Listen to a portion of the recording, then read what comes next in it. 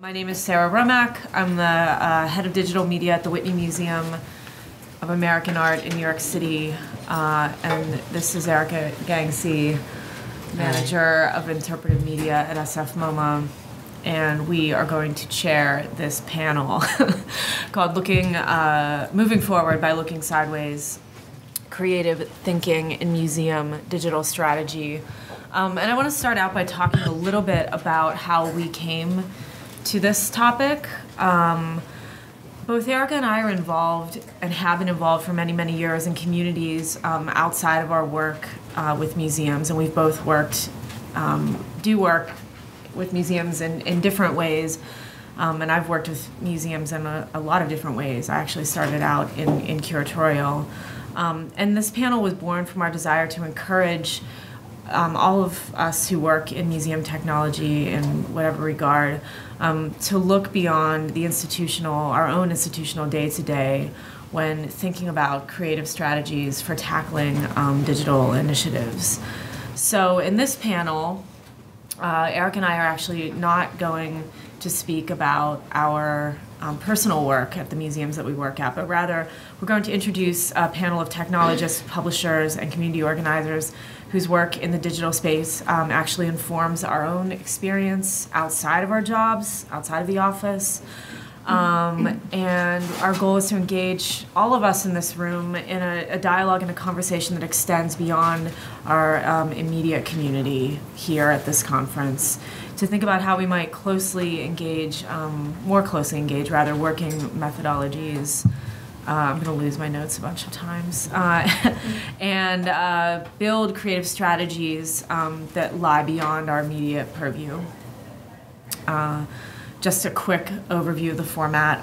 Each speaker here will give a 15 to 20-minute presentation, and then we'll open the panel at the end to questions and conversation. We have some prepared questions, but I have no doubt that folks in this room will have a lot to weigh in on too.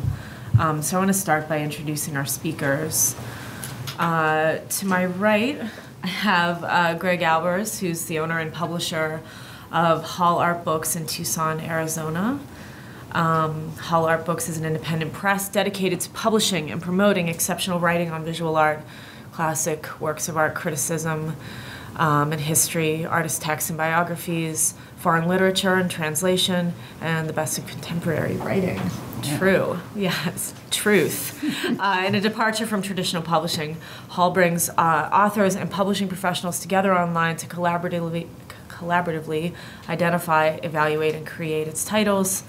It's a unique model that Greg is going to tell you more about. I actually discovered Greg online through my own interest in online digital publishing. We've been in correspondence for quite some time at this point. Really glad to have you here.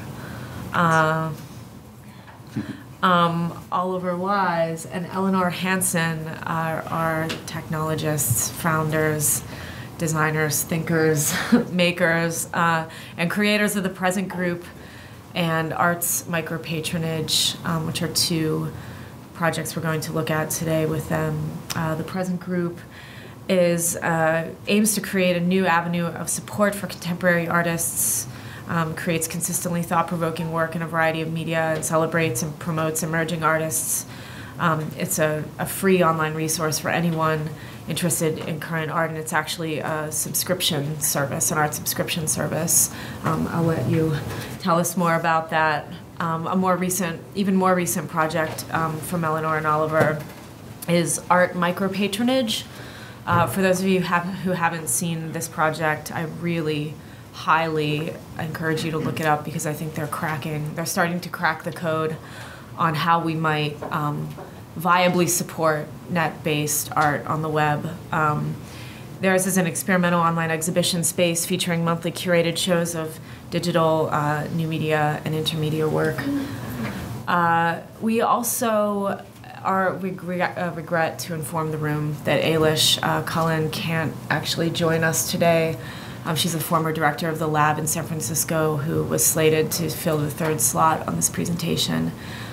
She can't make it due to personal circumstances that were beyond anything any of us could foresee.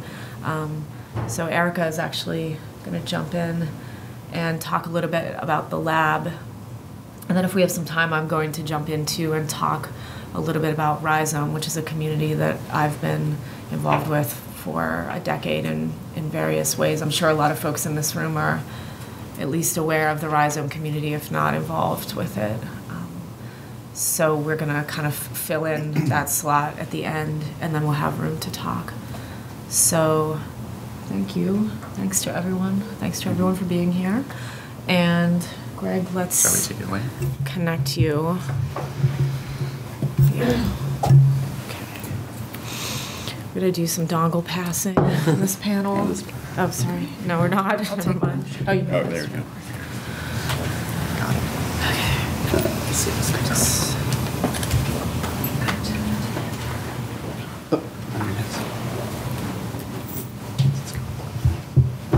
All right. Okay. So thanks everyone so much for coming. This is a great crowd. It's nice to see you all out so early in the morning.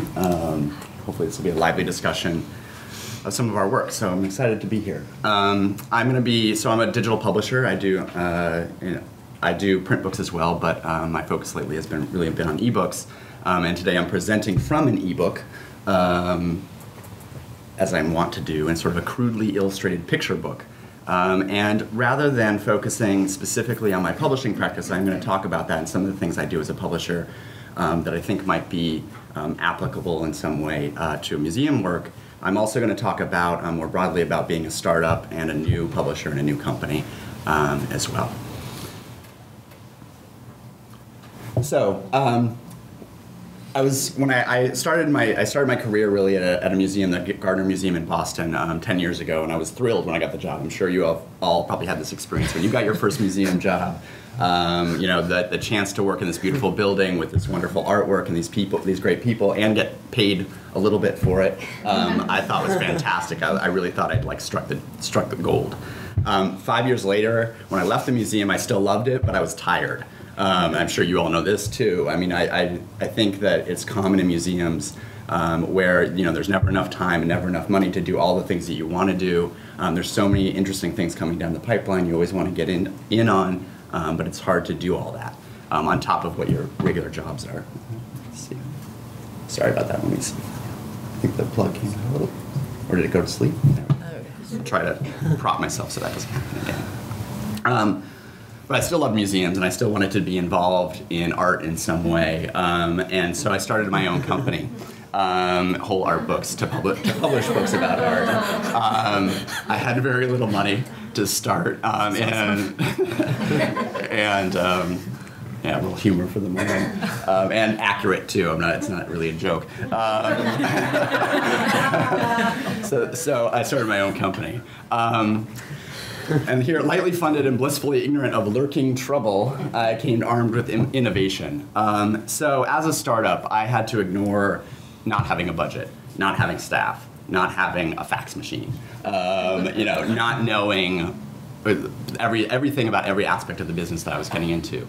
And with any startup, publisher or not, what you come with is your ideas, and you have an idea that you think is going to set you apart, or that's new, or that will let you succeed and compete in the world, so that you can't buy yourself into. So my innovations, a couple of them that I was really focused on, that I'll talk a little bit about more, are one was team publishing.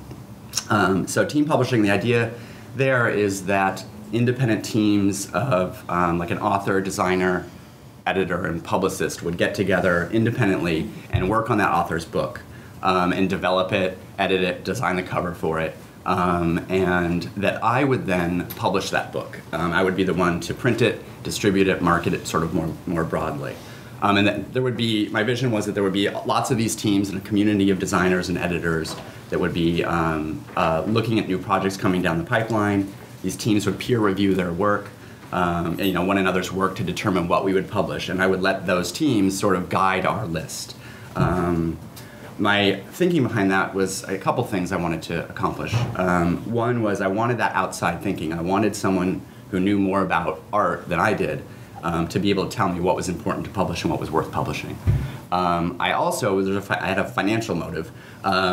because with team publishing, what I wanted to do was, rather than pay those teams up front a flat sort of fee or a salary up front, I wanted to give them ownership of their book. So everyone on that team owned a percentage of the book. So when it's sold, just like an author gets a royalty, so would the designer, so would the editor, so would the publicist.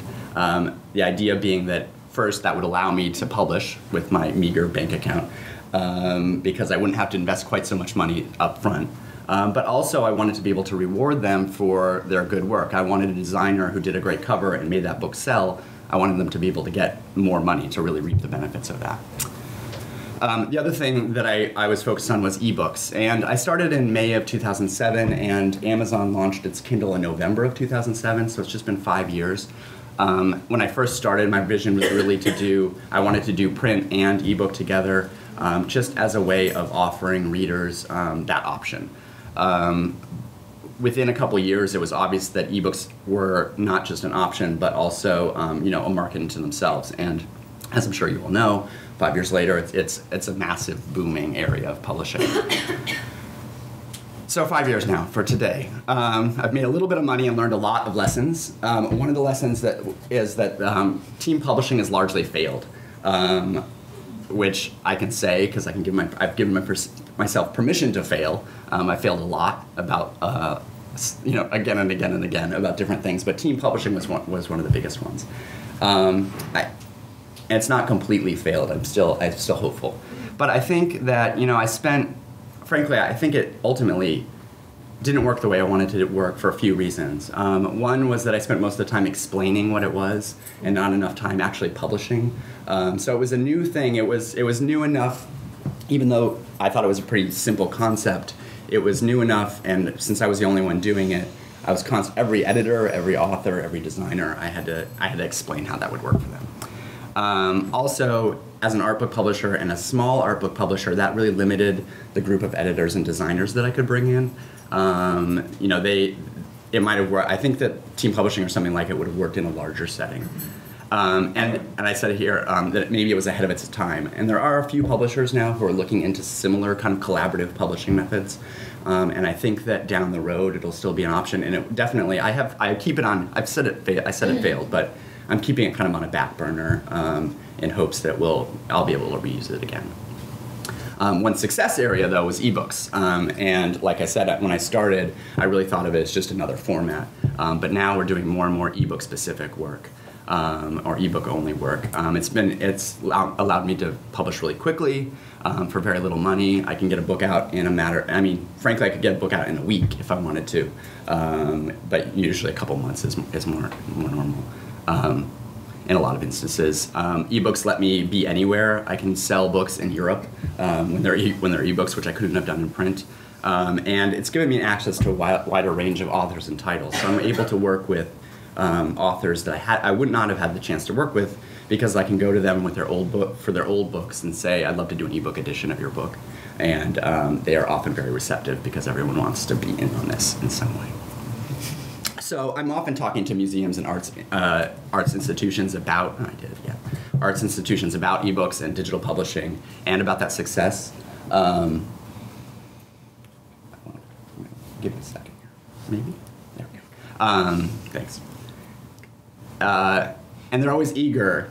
But unlike me, they can't ignore those dangers that I talked about earlier. They can't ignore the costs or the staff time. They have to always question whether they're choosing the wrong path. If they have limited resources, is this the right way to go? Is this the right thing for our staff to do? And what if we fail? What if we try something like this? What if we put a lot of our institution's effort and reputation on the line and it fails? So I've been thinking a lot about what to do about that. Those things that I was able to ignore are now barriers for the museums moving forward. And museums, and I using museums, but this is true for most people I talk to, photographers, artists, and different arts groups. So I think a lot about how to move past that issue. They can't be like me. They can't be a startup and put themselves on the line like that. But maybe they can embrace the startup mentality. which to me means things like giving your staff a little bit of time to pursue their ideas. Like Google has their 20% time where their staff can kind of focus on their own projects and see what happens. Allowing failure, and I think allowing failure means also acknowledging failure when something doesn't work and moving on, moving past it.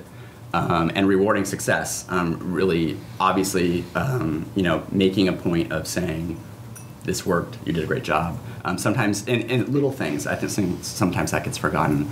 I tell myself that I'm successful all the time as a startup. Because no one else will. Also, my mom does. Maybe museums need moms. I don't know. That's actually, okay, make a note. And then allow yourselves to take risks and experiment, and as I say, be dangerously unafraid if you can. I think there's a real benefit in embracing that kind of mentality. I also, though, I think it requires a culture shift, and it requires a lot of. I think it's work. It's not easy to do that in any way. The other possibility that occurred to me was that maybe you could embrace an actual startup.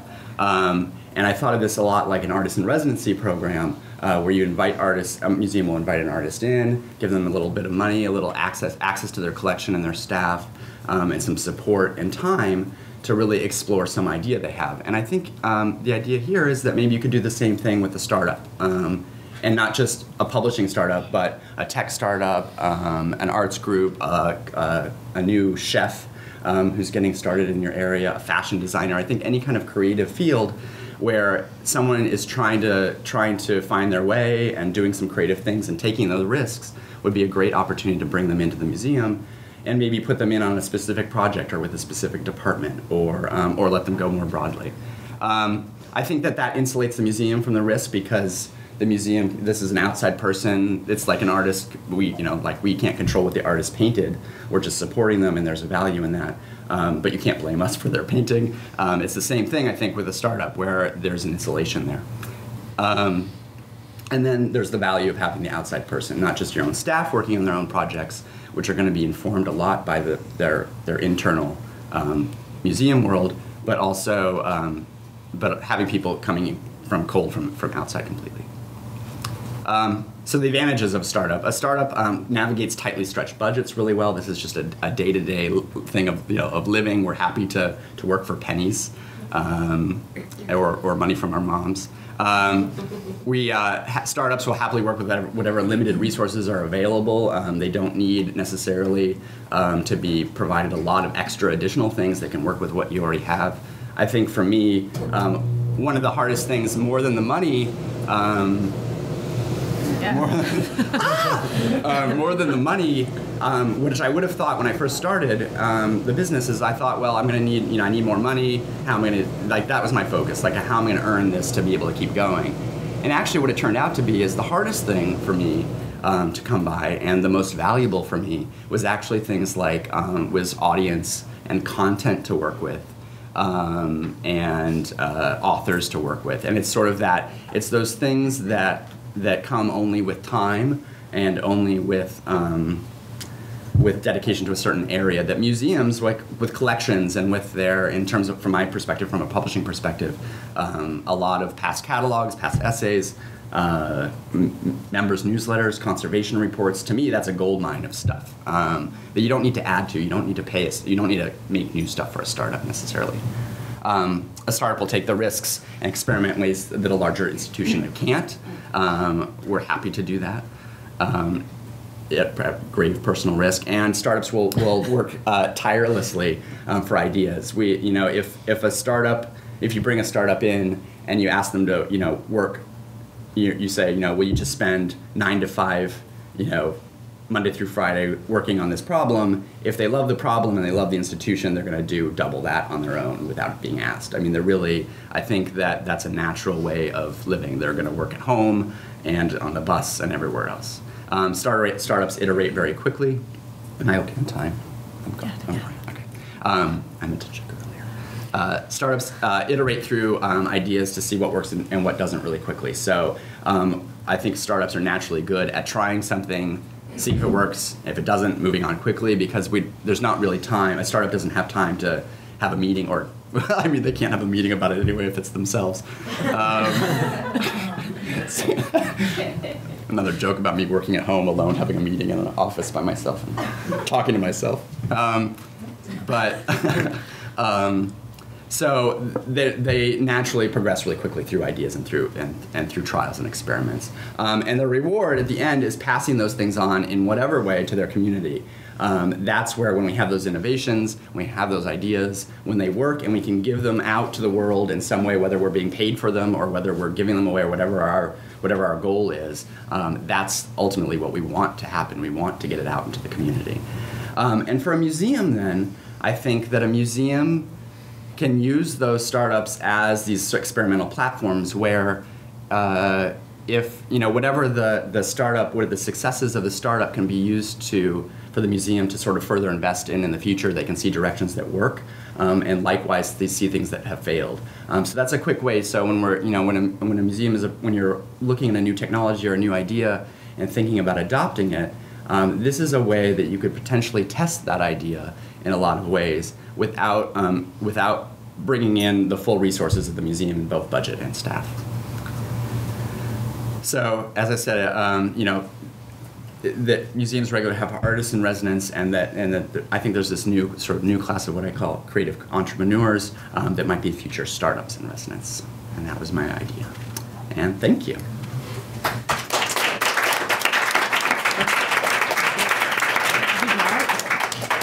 Yeah, those are my own crude drawings, and despite being an art book publisher, I have very little art talent. And it is, the ebook itself too is available on my blog. You can download it. It's at the /startup. Oh, it's probably not at that URL actually. That's right.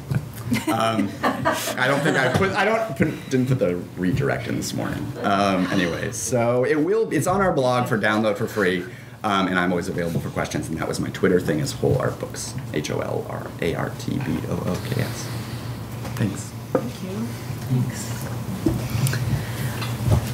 So we're the present group. The first project we're going to talk about is our subscription art project, which we ran from 2006, and we just put out our last piece in August.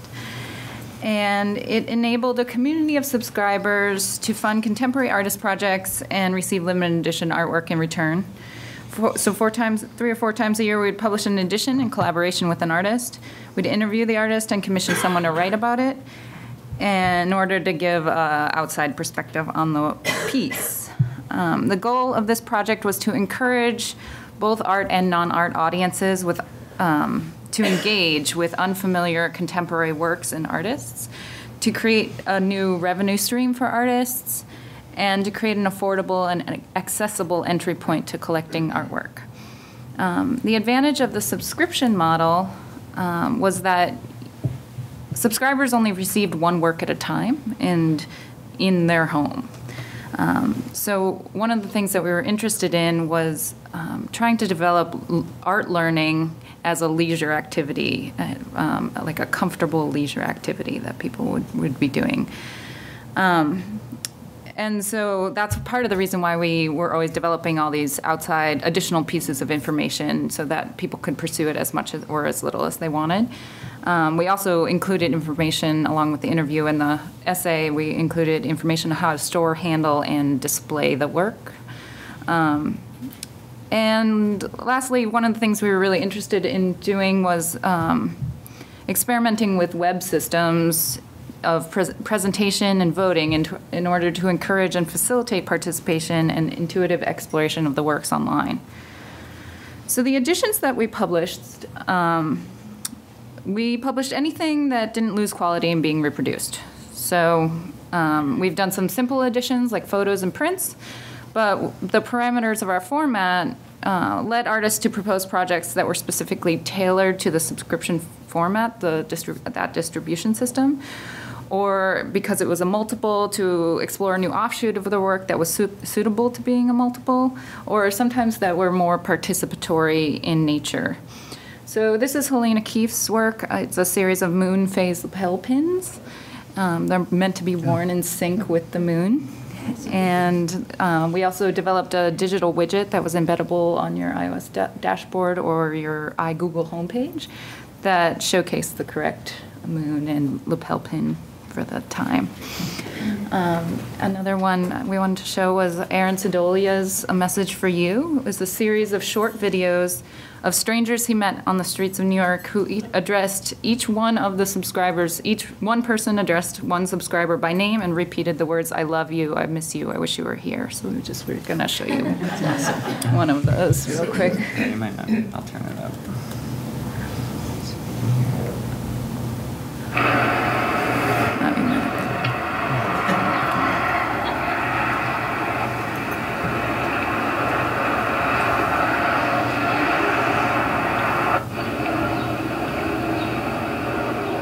Hi, Kurt. I love you. I miss you. I wish you were here.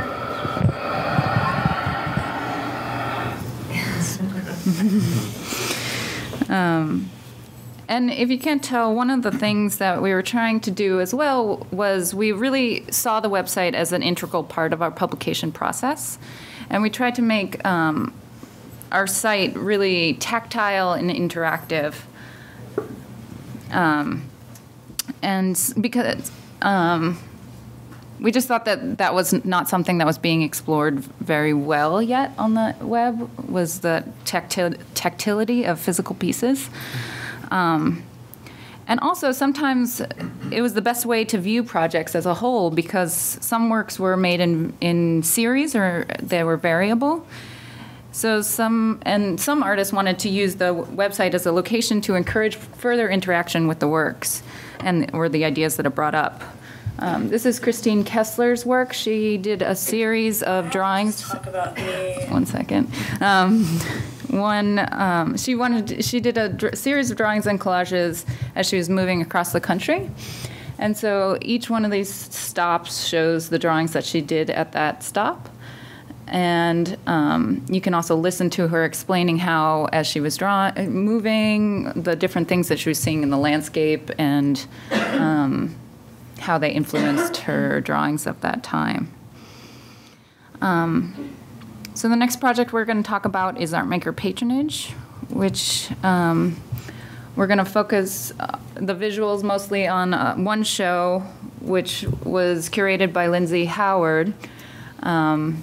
It's a show called Cream, Cash Rules Everything Around Me, and it's all artists that were exploring the monetization of net art. I'm sorry. Cool. So I'm going to talk about Art Micropatronage.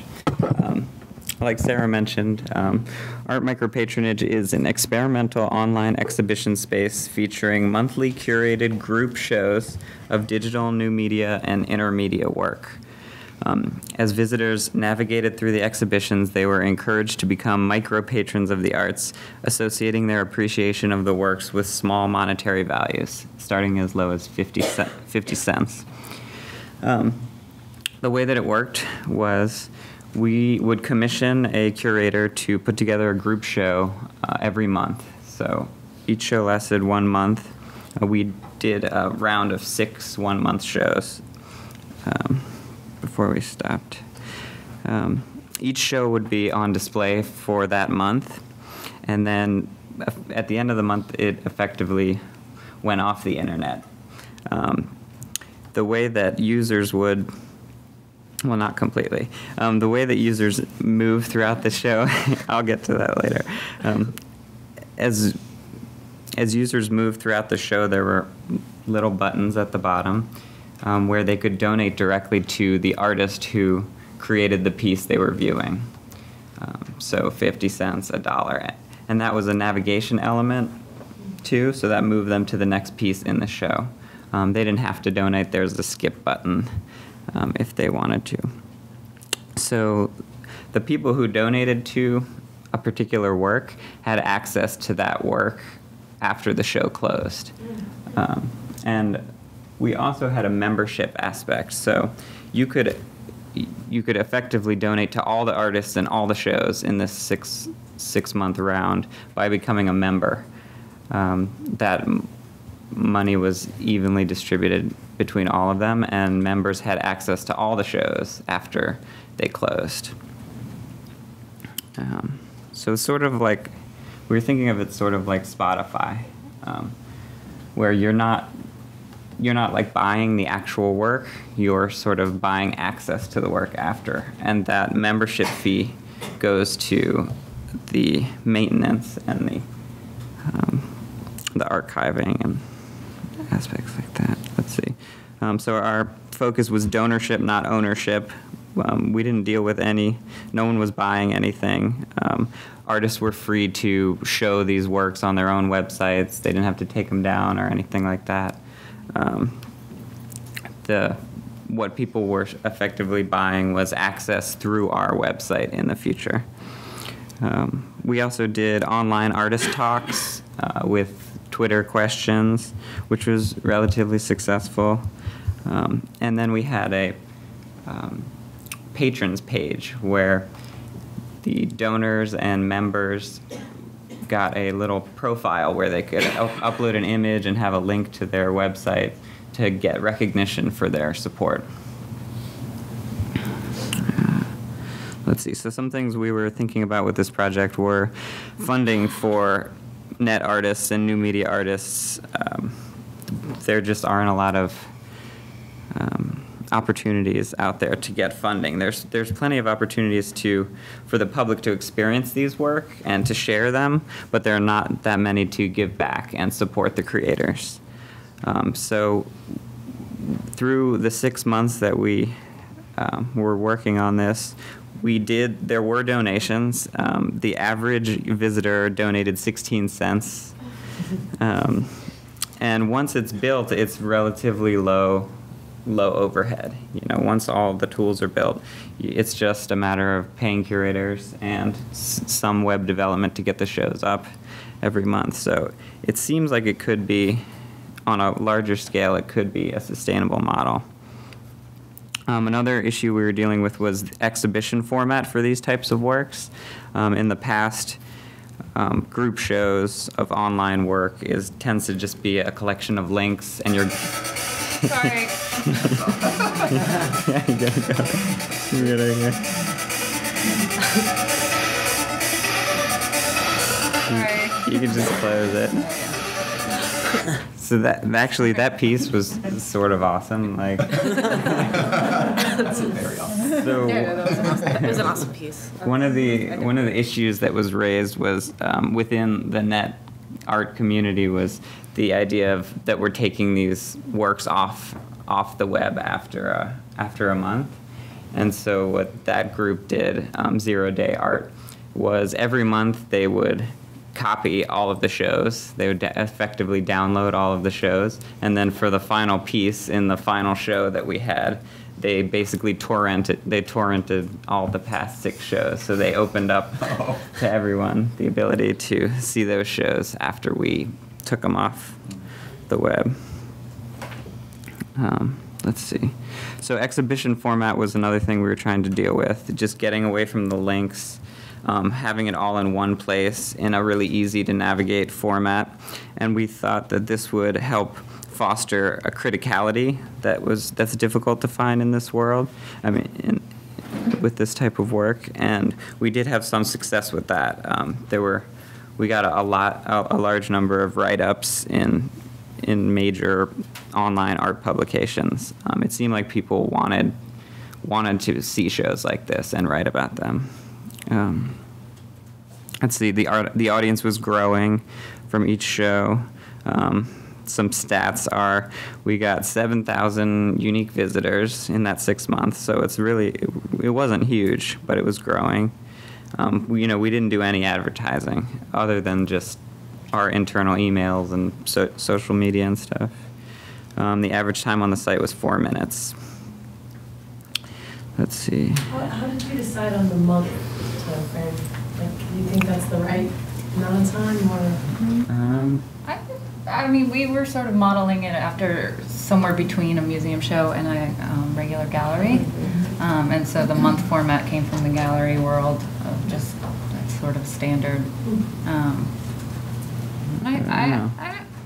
I thought it was interesting because it kept people coming back. You know, kept people interested. And You could do it more often, though. It had that sort of that natural curve where a bunch of people come at the beginning, it sort of fades, you know, in the middle, it dips down in the middle, and then a bunch of people come at the end. So it seems like you could compress it into maybe 2 weeks if you really wanted to. I mean, we were used to working on like quarterly schedules with the subscription, so we felt like we were speeding up a lot. Like, but like we said, it's, you know, once you've got it all built, it's not that hard to do new shows, depending on the work. But let's see. So over $1,000 was donated. The median donation was $650. And another opportunity we saw was, you know, partnering with institutions, but also like we talked to Tumblr, because there's all these artists working on Tumblr, and they really want to support that type of work, and so it seems like they're net-based organizations that would be interested in this, or like Chrome or something like that, partnerships that are more tech-centered. This would be a way to get them into the art world. Let's see. And then you want to talk about it? So the final thing we're going to talk about is just online voting systems, because some of the past panels were talking about voting, and we've done a bunch of stuff with voting, so we thought we could just share what we've learned. Let's see.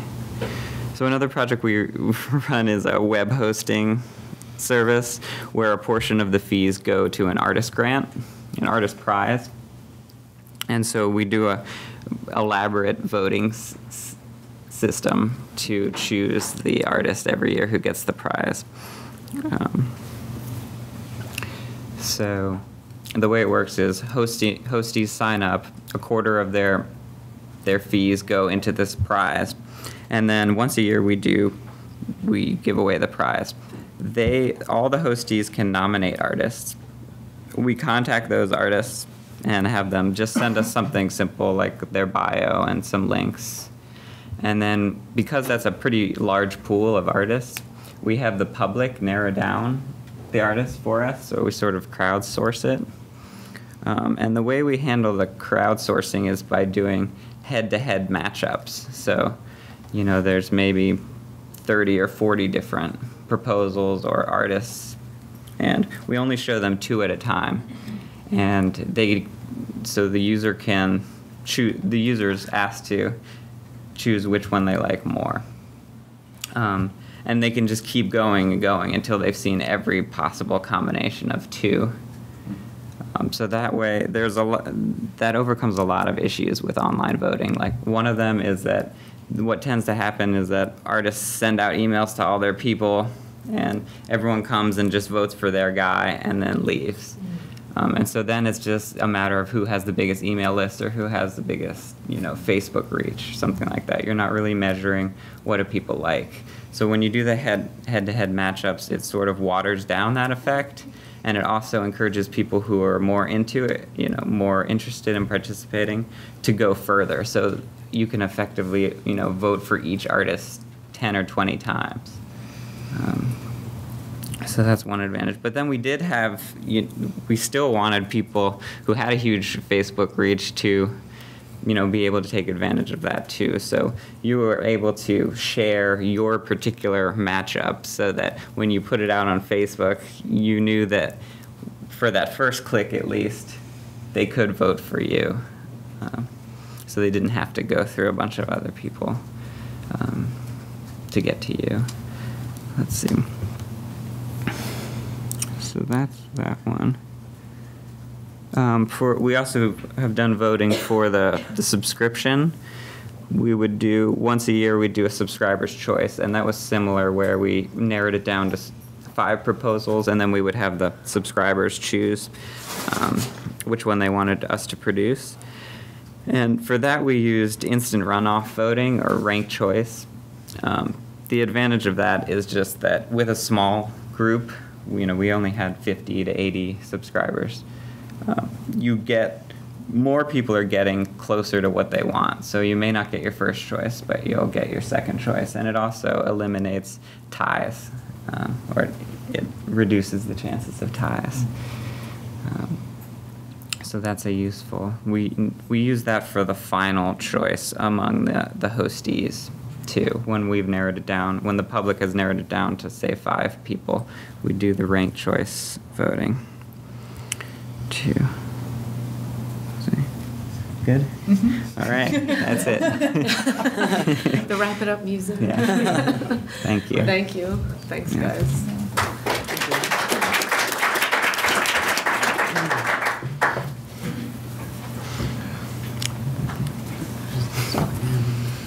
On this side. Sorry.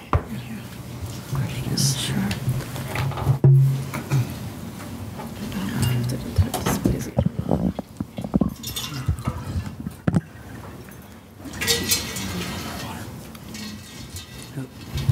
Some password.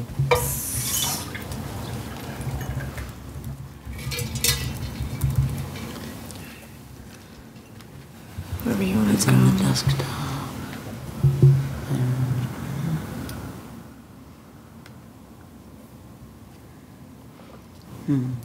All right, so while I'm hunting for my presentation on the computer, I'll just reiterate what Sarah mentioned, that Ailish Cullen was unfortunately unable to join us due to a personal matter. And so I'll be filling in for her, presenting about the lab, which was an organization that she was the director of for 5 years. But I was also, fortunately, on the board of the organization for 5 years and president for 2 of those years. And so I know a fair amount about it, and I've actually, because I was so heavily involved with the organization for so many years, during the time that I was working at SF MoMA, I've had a lot of opportunity to think about how the organization was structured and how lessons learned from that organization's structure might be applied to museums. So the lab is a 30-year-old interdisciplinary experimental art space in San Francisco. It was founded by a group of artists in 1982, and it's been kind of integral to, launching the careers of a lot of artists in the Bay Area for a lot of years. And I think it's interesting to think about how an organization can stay experimental for 30 years without somehow, becoming less so. And so there are just a couple of things that I thought were particularly interesting about how the organization was structured that sort of baked in experimentation. And one is that we were incredibly insistent on doing experimental programming, doing programming that had not been done before, and that meant doing programming that was not like anything we'd done before, but also programming that wasn't like anything that anybody in the Bay Area was doing. And so that means emerging artists. It means people who are proposing work that has not been seen anywhere else in the area. And it also means giving, perhaps more established artists, curators, performers, opportunities to try things that they wouldn't be able to try in a more commercial context. So that was one main thing, and I just needed to include the heat cat because it's the conference meme, so you're welcome. Yeah, we got a heat cat. And so the other thing, and I just want to point out that the man in the front was actually on our board for 5 years as well. Another thing, and I don't know how exactly museums could adopt this, was that there was a mandatory term limit for everybody who was involved in the organization. So if you were on the board, you could only be on the board for 5 years. If you were on staff, you could only be on staff for 5 years. And if you were on a curatorial committee, and we had several, we had one for live performance programming, and we had one for visual art programming, you could only be on one of those committees for 2 years. And after that point, what happens is that people step down off of those committees, and in some ways they draw down their regular involvement with the organization, but it means that there's this diaspora that happens where everybody who's been involved with the organization goes out into the community and they champion the ideas that they've come to be exposed to at the lab. And so in some ways the organization expands as these people go out into the community. The organization's reach expands, and the organization's impact expands, you know. And I mean, I think that there are a couple things that are incredibly advantageous about it, and one is that you're always getting new ideas in the mix, you're always getting new energy in the mix, and you're also preventing the burnout that can happen in institutions of any size, but that I've seen in particular in small grassroots nonprofits where people just get bogged down putting their lives into these organizations that really will take as much as you can give to them. And so it's an interesting model to think about how to sort of refresh your involvement with arts organizations on some kind of timeline.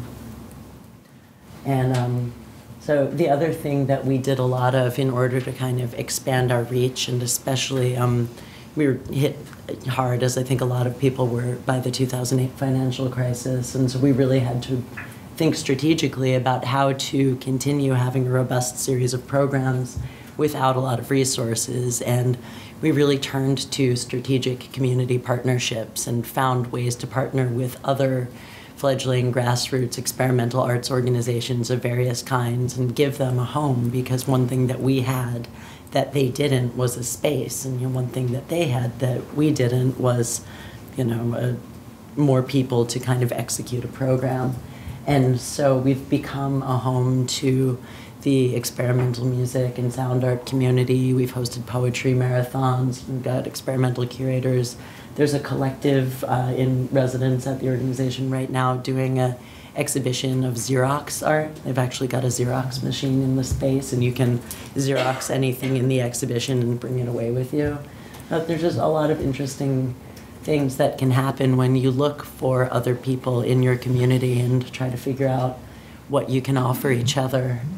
And the last thing is that, we really go out of our way to act as a springboard for people and really think about how we can launch their careers, and, think about when people leave, when people move on, when people go to a commercial gallery, when people go to a museum, when people do something else. It's not that they're leaving us, it's that they're, again, kind of expanding our community. They're going out on to the next thing. And we just we've found over the years that those people can become the greatest advocates for the organization, and not just the organization itself, but the set of ideas it represents. Because I think at the end of the day, what we're really doing is we're contributing to the culture, and we're championing a certain set of ideas, and realizing that it's not about the kind of walled garden of our organization, our institution. It's about this broader dialogue. And so that, I think, was something that was really amazing about the lab, was thinking about the work that we were doing at the organization as part of something larger, and of success as being not necessarily just the success that happens inside our space, but the success that our community, that goes out into our community. And all of these are projects that actually at some point were picked up by a larger institution, a commercial gallery, along with hundreds more over the years. And so that's my kind of brief talk about the lab, and I'm happy to answer questions. Yeah. Maybe I'll dig in on Rhizome. Yeah, that would be great. Quickly. Yeah, so I'm gonna also talk a little bit about Rhizome, and I, just to be ultra clear, don't work for Rhizome, and I don't clearly work for the new museum either, which houses Rhizome. But it's an online community whose purview has really stretched into the real world, especially in recent years, and that I think can still, all these years later, be like fairly instructive in certain ways to those of us who are working on the inside, as it were, to think about ways to build communities and support projects. So how many folks here in this room have spent time on Rhizome over the years, are active, maybe community members of Rhizome? Okay, so great, so you're totally aware of it. Started in 1996 as a private listserv for those who were really interested in nat art. And over the years has become, a website and a real world community directly linked to the new museum in New York City. And it's, my own involvement has mostly been as a reader and as someone who interacted online. I've also, in more recent years, written for Rhizome and consider a lot of the folks that work there friends and colleagues. And I think there's a couple of specific initiatives that have grown in strength over the past few years that I want to just throw out today as suggestions for things that we can think about considering in our home institutions. So ArtBase is one initiative that was founded in 1999, so it's been around for a really long time. Is anyone, maybe folks are familiar with ArtBase? Great. So it's an online archive of digital art. It contains over 2,500 artworks that encompass a vast range of projects from all around the world. I actually think this is one of the singular best preserved resources of digital work online. And I frequently, when I'm writing and thinking about, stuff that I'm interested in, specifically personally interested in digital publishing and in kind of online self-directed publishing, I often refer back to the ArtBase and refer back to projects that people uploaded many, many years ago that I otherwise wouldn't be able to access, and certainly wouldn't be able to access in a functional way. So the digital conservators for this project are Ward Smith and Ben Fino-Radin, who actually is as someone that everyone should keep an eye on, especially if your museum collects digital work. I think Ben Fino-Radin is one of a handful of people who could actually help you preserve that collection. Really committed young conservators. And they're currently developing a broad chronology of media art, net art, and internet art, and researching the historic relationship between those things, between art and technology, in order to develop a more diverse cultural context for the ArtBase. And they also actively work with early net artists to update, repair, provide a stable hosting platform for their artwork. So as you know, or as many of you might know, net art sprung up in various points around the world, especially I would say in Eastern Europe in its earliest days. And the preservation of net art, which is something that I actually do actively work on at the Whitney Museum. I know we're not talking about our own work here, but we at one point in time, the institution that I work for did actively and somewhat aggressively collect net art. So there's this real question of how do we preserve this stuff and keep it alive and keep it accessible in its native form. And I do think that the ArtBase is a great example of a very viable project that does just that. Another great program that Rhizome, a more recent program from Rhizome, is called The Download. It's a new program where Rhizome shares one work per month with its membership, available for free download. So it's a curatorial kind of platform, and it's also an incentive for average folks for users to start collecting digital art and to kind of think about what it means to collect and preserve digital art and to enjoy digital art and view digital art in our homes and in a native kind of viewing experience. And this is really the community coming together. And when I say community, I can't even tell you how interesting it is to see. I've lived in New York only for 4 years, and this place, and physically, Rhizome is obviously based in New York. So I now see folks in the real world that work at Rhizome. But for many years, Rhizome, for me and for probably most people in this room, was just a community of faceless names, unless you happen to live wherever Geert Loving was hanging out at the time, and so.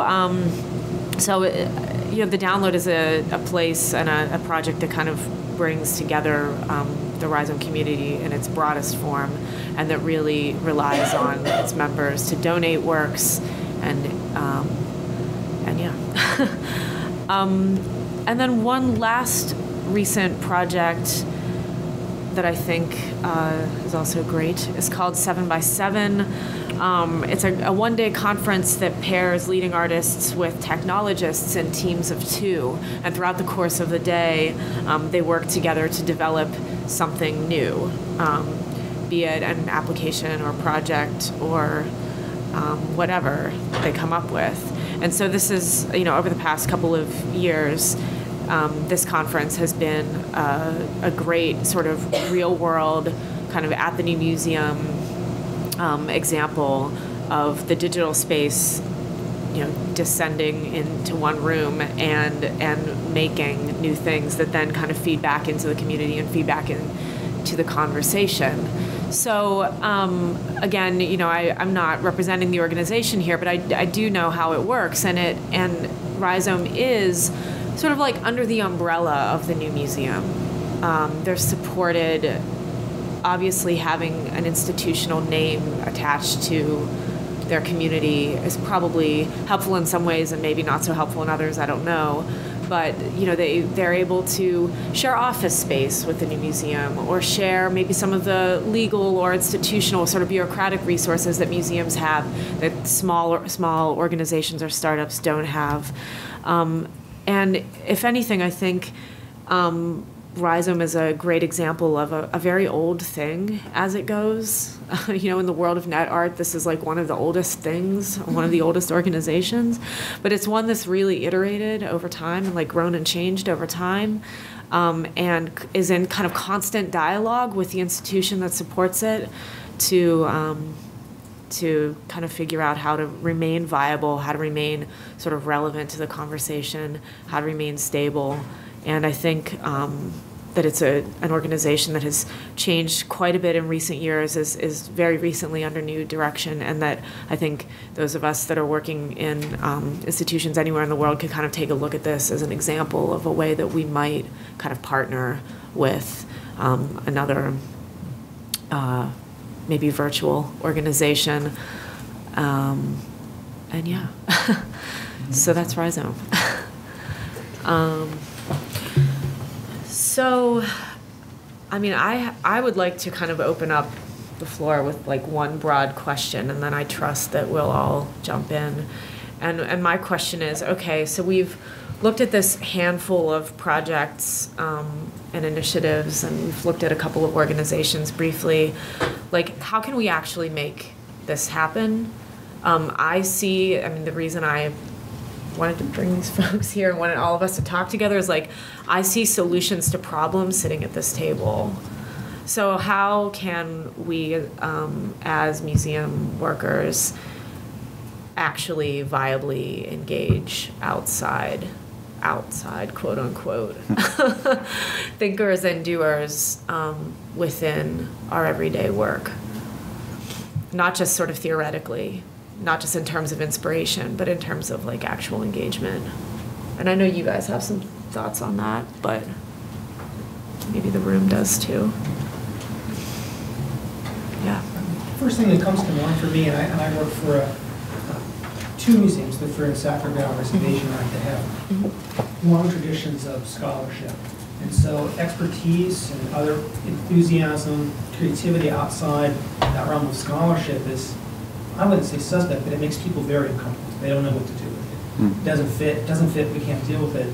And so at the same time, because we don't have that kind of flexibility and creativity, we don't allow ourselves to have it sometimes. I can see how if the people who could sort of manage a project could withstand the uncomfort zone that they were going to be in for a while, to have somebody come in and look at the same material, the same collections, the same concepts and historical perspectives, and do a take on it, that kind of thing I think is really useful. It's just, obviously, it's just sort of like an alien presence in your organization.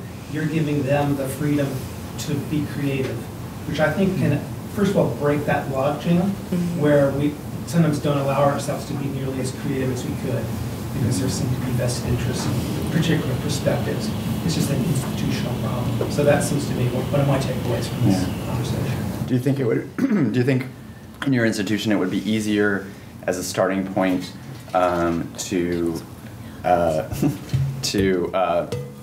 make that happen on a very specific, small project scale where you could perhaps, like one area where we're bringing these people in, but they're only going to touch this thing. Like, would that make it?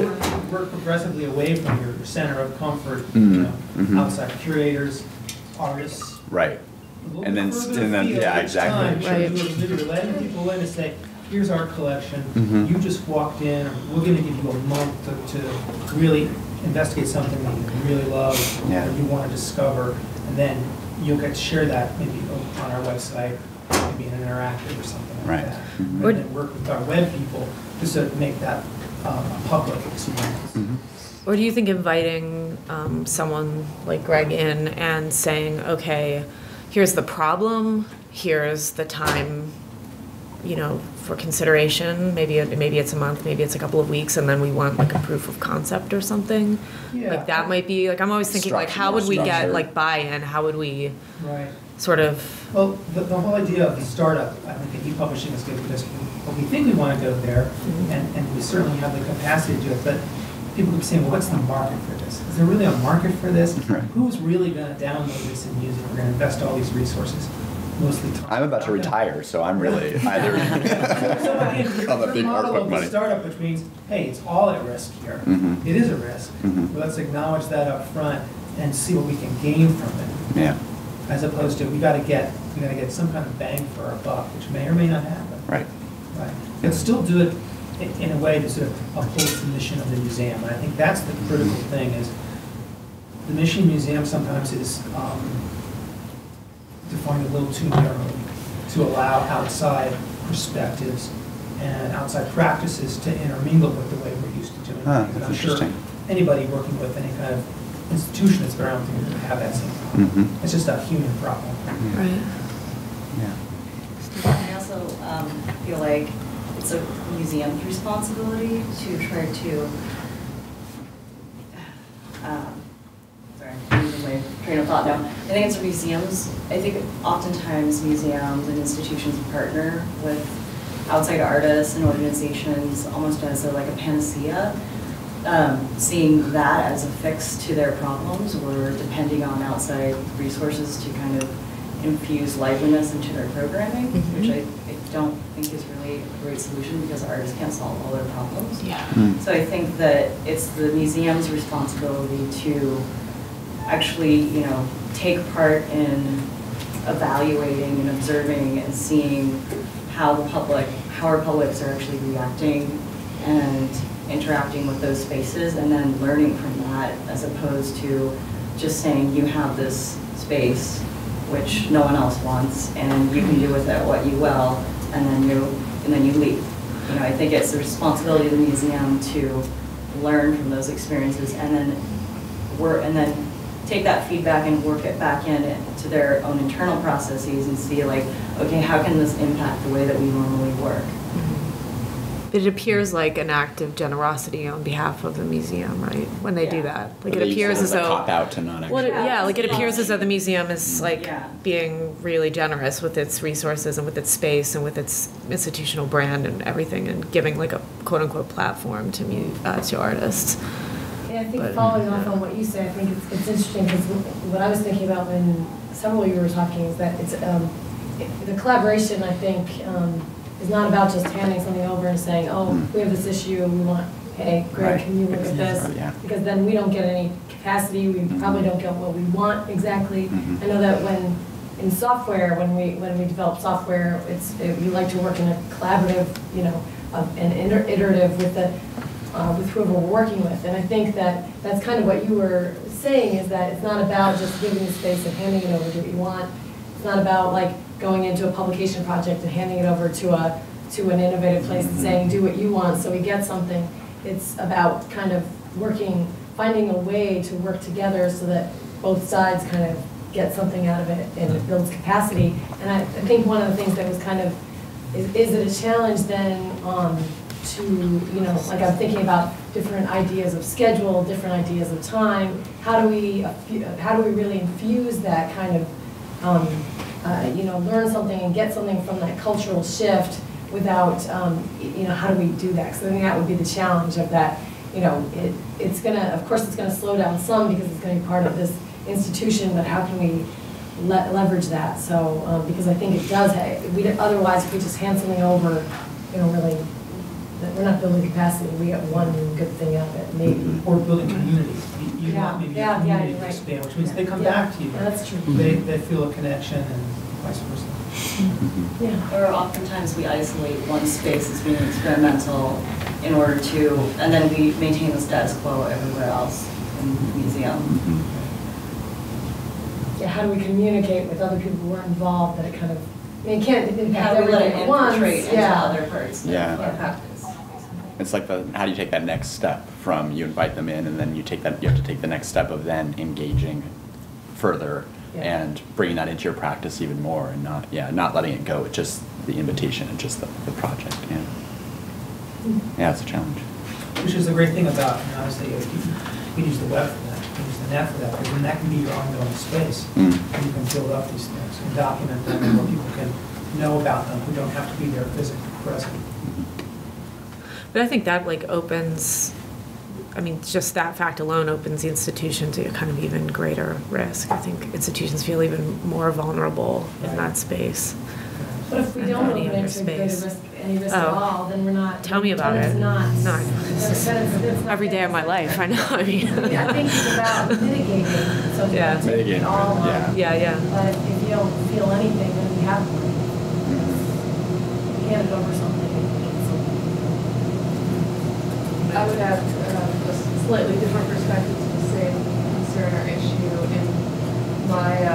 In my institution, our leadership is not really kind of plugged into what we do on the lab, and so they have a tendency to say anything that's experimental or interesting should just go on there, and that means that they don't have to pay attention to it or recognize what the connections are being made. So in some ways, it's kind of just a presentation pauses with them. And that's always a challenge too, is seeing this as really a comprehensive part of the museum and acting on it in the same way we would if something were in our physical space.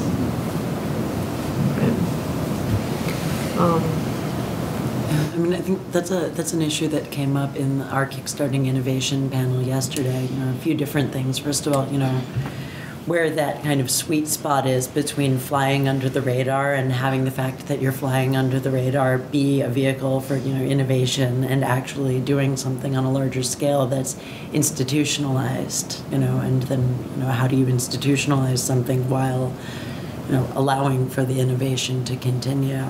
And something we've talked about several times is the idea of expanding your institution's editorial voice so that it becomes editorial voices, and you think about those voices maybe existing on different time scales and in different platforms, and kind of think about analogies in other areas of publishing. Is it like a daily newspaper versus a quarterly magazine versus a book? What exactly are you doing, and thinking about porting that model to different kind of projects, different publishing projects.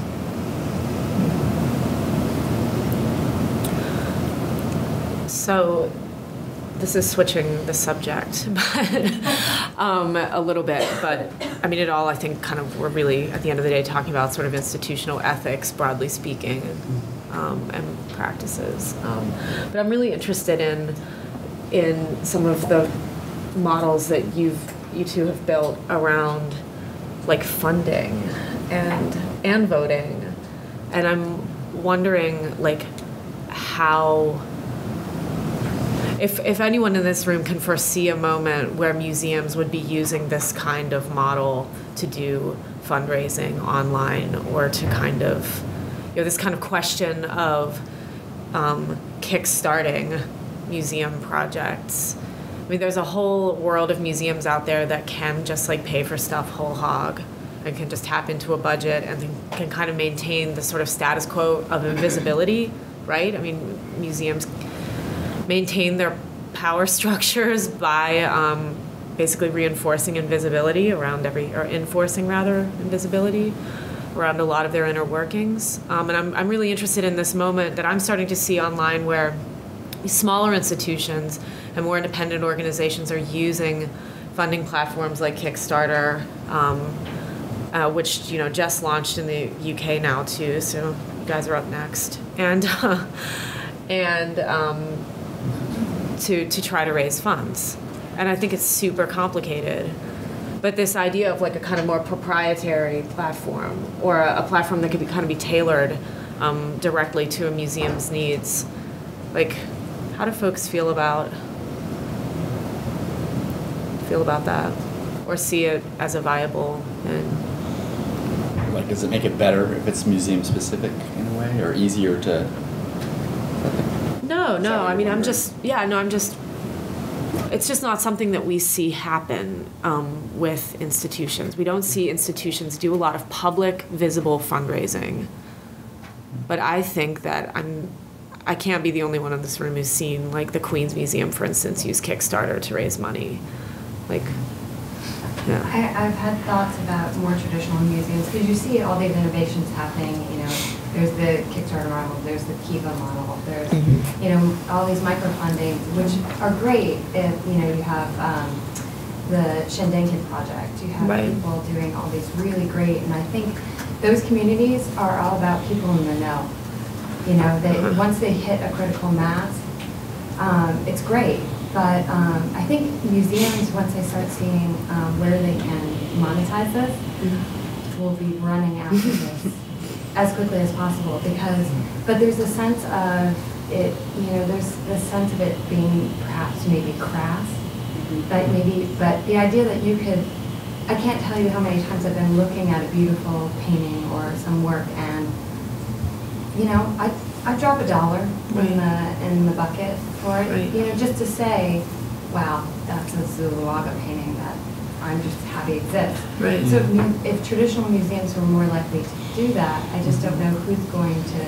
I think it's smaller institutions and smaller, more traditional institutions that are going to see this model before larger institutions necessarily will take that on. Right. I think also, I think a more realistic idea would be for not necessarily to try and put a bucket in front of every painting, but for museums to recognize their position in a community and to leverage that to not only be fundraising for themselves, but to fundraise for the whole community at a time. I mean, there's the Grand Rapids Art Prize, and there's, in Minnesota, there's that Day of Giving. I don't know if you've heard of that, but it's like a huge event where everyone donates to all the nonprofits, and there's parties, and it's a 24-hour crazy event.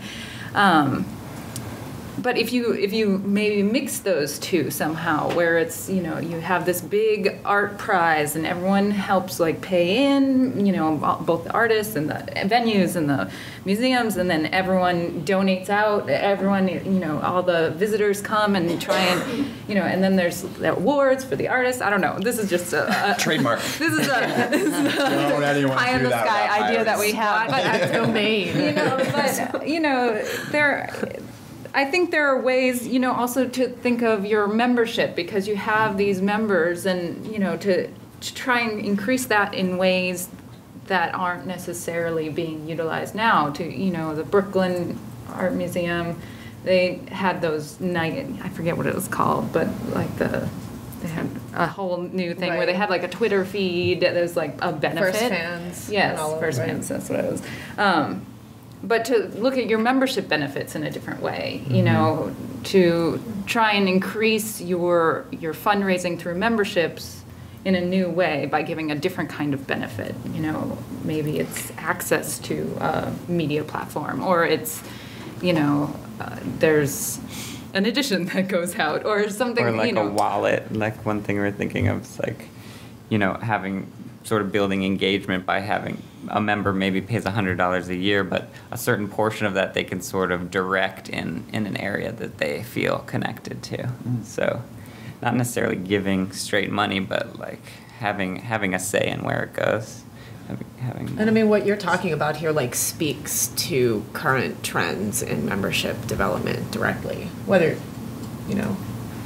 that connection has been made yet technically, I think, It's not, that's not the case yet necessarily, right? Like, I don't think museums are doing it on the web yet in a very, I've seen a couple examples. I know that our local zoo here actually is doing something similar to that as members of the zoo come through, and I think people who aren't members can also, I think, with their ticket to get a little token. Yeah. And there's a big display that has like 8 different new projects that they're working on. And people take the tokens and put them in there, and it's a designation for the zoo to know where they're going to direct their money. Okay. By having that continual voting process going on. Yeah. Right. Yeah, they become stakeholders more so. They become engaged, and it's sort of like what they were talking about, where it's a collaborative process. It's not just we're taking money, we're doing a transaction with these people. Now we're actually collaborating with this community. In some ways, it could be kind of a source of fundraising for more experimental projects where the traditional budget wouldn't make room for something that was a startup. But you could create community, you can invite collaboration by saying, if you like this, it's going to be hard for us to keep going, contribute, we'll let you know what's going on, you'll be a part of it too. And it's a totally different model. But if you're going to experiment with that, you might as well grow it sort of in the same place. Along with other things that are sort of on a similar bent than the traditional, we get money, we chisel your name on the wall, Right. we give you a big credit on the wall when the show opens, that kind of thing. The traditional large-scale way that museums have try to raise money.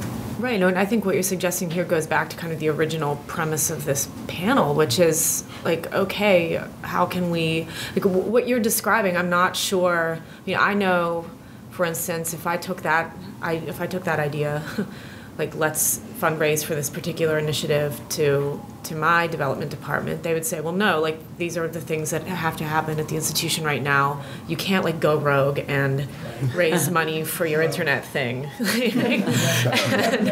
and believe me, I've clearly tried this tack before. And so the idea though of creating, like this is where something like Rhizome is still, I think, so interesting and relevant, even though it's been around for so long. They're their own entity.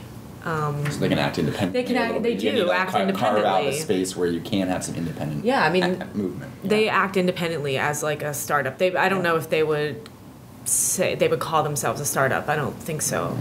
But that is essentially how they're able to operate.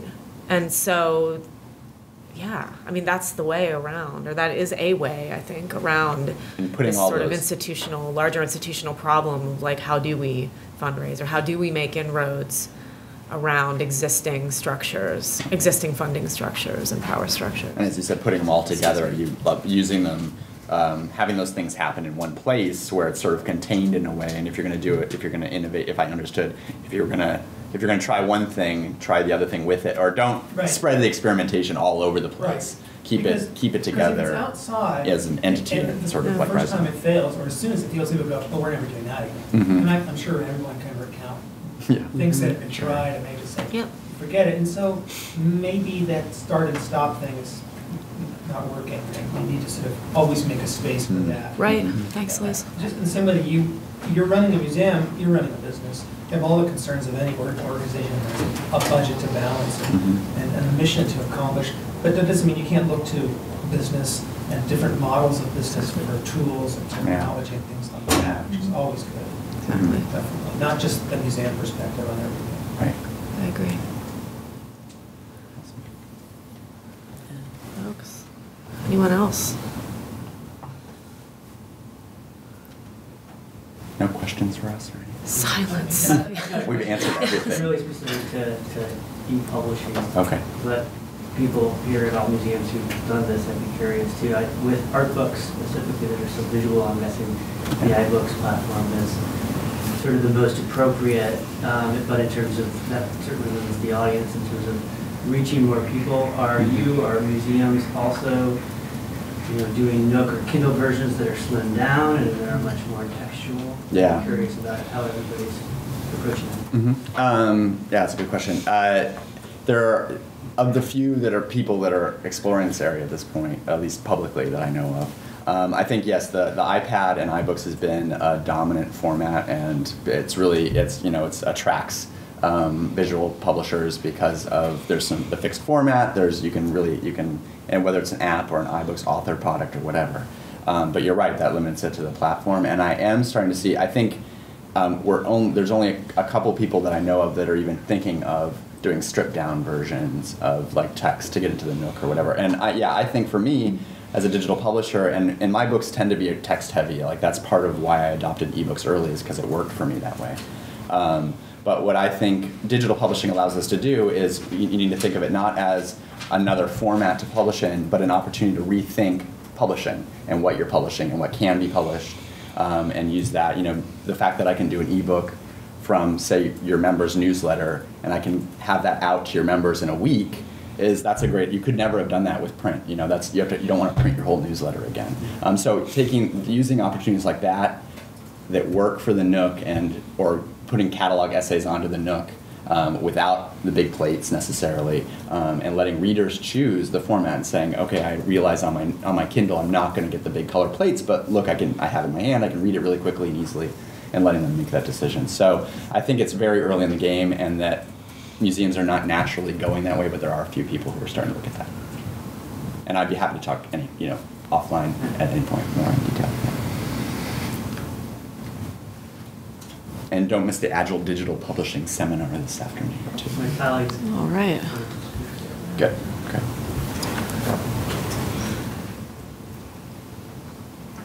Super. Thank you. Thanks a lot.